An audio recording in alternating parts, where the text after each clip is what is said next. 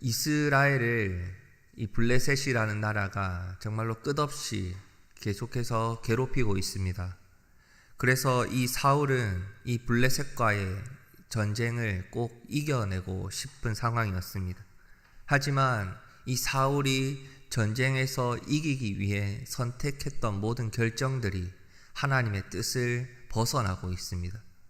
결국 사울은 급격하게 하나님의 뜻을 반하는 결정들로 인해서 이렇게 급격하게 쇠락의 길을 걸어가고 있습니다. 그리고 본문 14장은 아들 요나단이 믿음을 가지고 블레셋을 습격하는 장면을 기록하고 있습니다. 블레셋의 규모는 앞장 13장에서 우리가 보았듯이 엄청난 규모였습니다. 병거가 3만 명, 마병이 6천, 그리고 백성은 해변의 모래와 같이 많았다라고 기록을 하죠. 그런데 요나단이 그 블레셋을 습격하기 위해서 나아갔던 군의 수는 무기를 든 자기 부관 1명, 그리고 요나단 자신 2명이었습니다. 요나단의 용기는 상당히 인간적으로 보았을 때 무모해 보일 수 있지만 하나님을 믿는 신앙에서 결정이 되었고 시작이 되었던 것입니다. 그래서 요나단은 6절에 이와 같이 고백을 하지요. 우리가 이 할례 받지 않은 자들에게로 건너가자. 여호와께서 우리를 위하여 일하실까 하노라. 여호와의 구원은 사람이 많고 적음에 달리지 아니하였느니라. 이 고백은 블레셋과의 전쟁이 요나단의 입장에서는 신앙의 고백이 되었고, 이 전쟁을 주관하시고 이끌어 가시는 분이 여호와 하나님이시니 이 전쟁은 여호와의 손에 달려 있다. 그러니 우리의 상황은 이 전쟁에 크게 영향을 미칠 수 없다라는 신앙의 고백이었습니다. 하나님께서 요나단에게 믿음을 주시고 여호와께서 일하실 것이니 적진으로 단 2명이 오늘 이 본문 14장에서 뛰어 들어가고 있습니다. 하나님께서 갑작스럽게 요나단에게 이러한 마음을 주시고 부관 1명과 무모해 보이지만 신앙을 가지고 블레셋을 향해 뛰어가게 하신, 적진을 향해 뛰어들어가게 하신 이유가 무엇일까요? 우리는 이 장면을 통해서 요나단을 통해서 사울을 볼 수 있어야 합니다. 이 요나단의 신앙을 드러내면서 사울의 잘못된 신앙을 우리가 다시 한번 볼 수 있게 만드시려고 오늘 요나단을 사용하신 것입니다. 우리가 이 할례 받지 않은 자들에게로 건너가자. 여호와께서 우리를 위하여 일하실까 하노라. 여호와의 구원은 사람의 많고 적음에 달려있지 않다. 이 신앙의 고백, 이 믿음의 고백을 사울에게서는 조금도 찾아볼 수 없었습니다.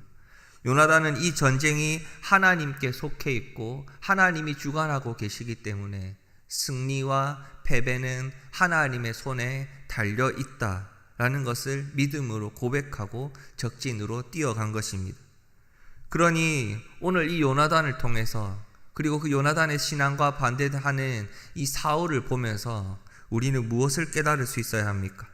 정말로 우리가 이 세상을 살아가면서 이 세상에서 영적인 전쟁을 감당함에 있어서 온전히 하나님을 붙잡고 이 세상에서의 삶의 모든 결정은 하나님이 이끌어 가시니 하나님만 온전히 믿고 붙잡는 신앙이 되어야 하겠다. 이것을 오늘 우리도 하나님 앞에 고백할 수 있어야 합니다. 요나단은 알고 있었습니다. 정확하게 알았지요. 이 전쟁이 하나님의 손에 달려 있구나. 믿음의 고백은 블레셋과의 전쟁을 거룩한 전쟁이 되게 했고 하나님의 전쟁이 되게 하였습니다.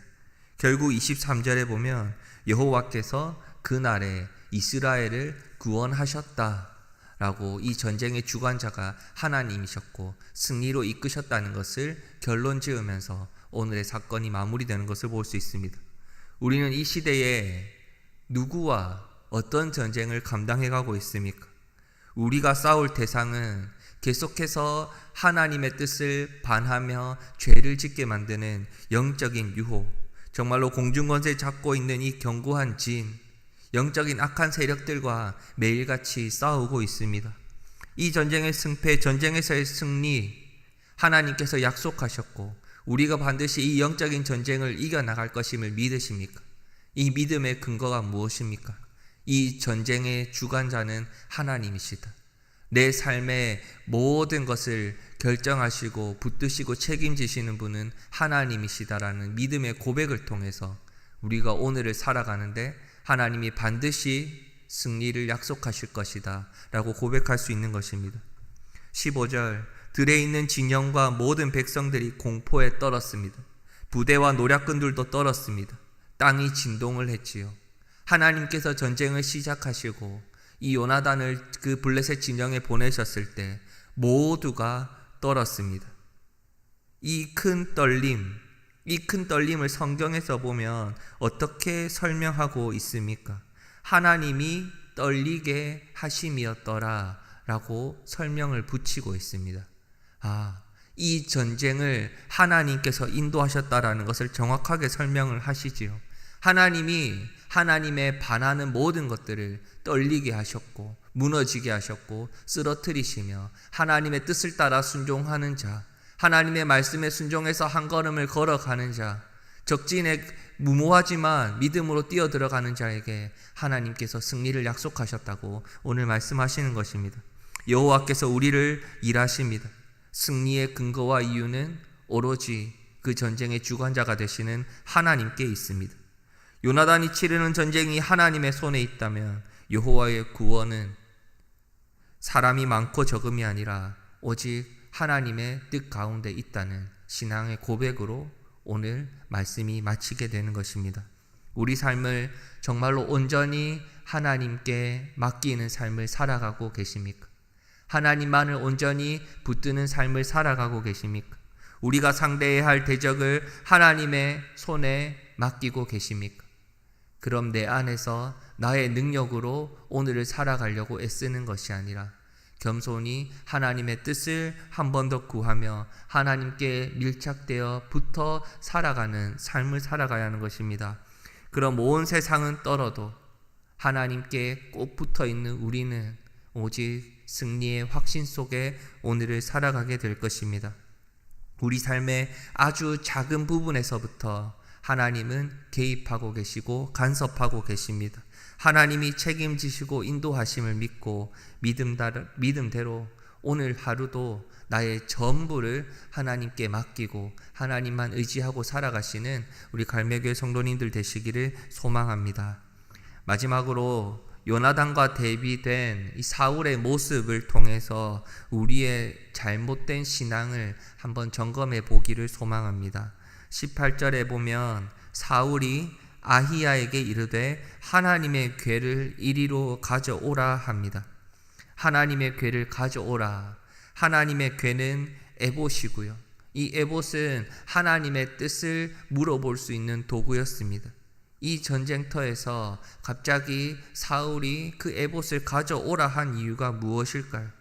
바로 사울은 이 전쟁에 있어서 하나님을 온전히 믿는 것이 아니라 그 신앙의 모든 도구들을 종교화하고 내가 원하는 대로 내가 필요한 대로 하나님을 이용하겠다는 뜻이었습니다.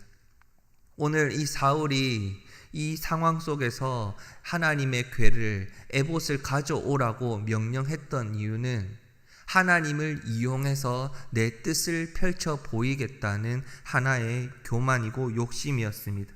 어제 본문에서 사울은 사무엘로부터 치명적인 저주를 들었지요. 13장 14절에 보면 왕의 나라가 길지 못할 것입니다. 왜 순종하지 않으셨습니까? 여호와께서 그의 마음에 합한 다른 사람을 세우실 것입니다. 그를 백성의 지도자로 세우실 것입니다 라고 사무엘을 통해서 큰 저주를 받았지요. 그 이후 사울이 변해갔던 것입니다.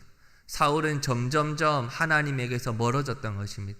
하나님의 뜻을 구하고 겸손히 하나님께 기도해야 하는 하나님의 백성의 삶을 살아갔던 것이 아니라 점점 타락의 길로 걸어갔습니다. 점점 타락의 길로 걸어가는 사울이 어떤 모습을 보인 것입니까? 점점 신앙을 종교화하고 자기 도구화로 삼고 하나님을 이용하려는 교만 속에 그런 신앙의 모양들을 점점 강화해 가기 시작했던 것입니다. 내가 하나님을 조종해 보겠다는 어리석음이지요. 오늘 사울과 요나단이 철저하게 대비되는 모습을 통해서 나는 오늘 하루를 살아가면서 사울의 삶을 살아가고 있는지, 요나단의 삶을 살아가고 있는지 자신을 한번 돌아보라 하나님께서 말씀하십니다. 하나님을 놓치는 순간, 하나님을 이용하려는 순간, 나의 욕심이나 나의 원함이 하나님의 뜻보다 앞서가는 순간 우리는 나도 모르게 하나님에게서 점점 멀어지면서 그저 하나님을 이용하는, 하나님을 조종해 보려는 삶을 살아가고 있을 것입니다. 그럴 때마다 하나님이 말씀하시지요. 여호와의 구원하심을 기대하십니까? 그럴수록 나의 뜻은, 나의 교만은, 나의 생각은 잠시 내려놓고 하나님의 뜻을 구하며 하나님의 인도하심을 구하며 기도의 자리를 끝까지 붙드실 수 있어야 합니다. 오늘 말씀을 통해서 요나단의 모습과 사울의 모습을 통해서 나의 신앙을 한번 돌아보고 오늘 하루 하나님의 방법대로 하나님의 뜻을 순종하며 살아갈 수 있는 하나님의 자녀가 될 수 있도록 기도하는 하나님의 자녀가 되시기를 소망합니다. 이 시간 말씀을 붙들고 같이 기도하겠습니다. 하나님의 능력만을 묵상하면서 그 하나님의 능력만을 원하고 살아가는 삶이 아니라 정말로 이 어려운 상황 속에서 영적으로 정말로 힘들고 타락한 이 세상 속에서 온전히 하나님의 뜻을 따르고 하나님의 뜻을 붙잡고 살아갈 수 있는 하나님의 자녀가 되게 하여 주시옵소서. 그 믿음 잃지 않고 하나님을 온전히 바라보는 하나님의 자녀가 되게 하여 주시옵소서. 같이 기도하겠습니다. 내일 주일 예배를 위해서 기도하겠습니다. 아침 9시 일부 예배부터 오후 예배까지 예배를 통해서 하나님 말씀하여 주시고 큰 은혜 내려 주시옵소서. 강단에서 말씀을 선포하시는 담임 목사님을 영육의 강건함으로 붙들어 주시고 그 말씀을 통해서 모든 성도님들이 큰 은혜를 누릴 수 있는 기쁨의 예배가 될 수 있도록 같이 기도해 주십시오. 그리고 많은 성도님들이 이제 예배의 자리를 회복하고 예배의 자리에 함께 할 수 있도록 마음에 품고 같이 기도해 주시고요. 개인적인 기도의 제목을 가지고 기도하신 뒤에 자유롭게 돌아가시겠습니다. 기도하시겠습니다.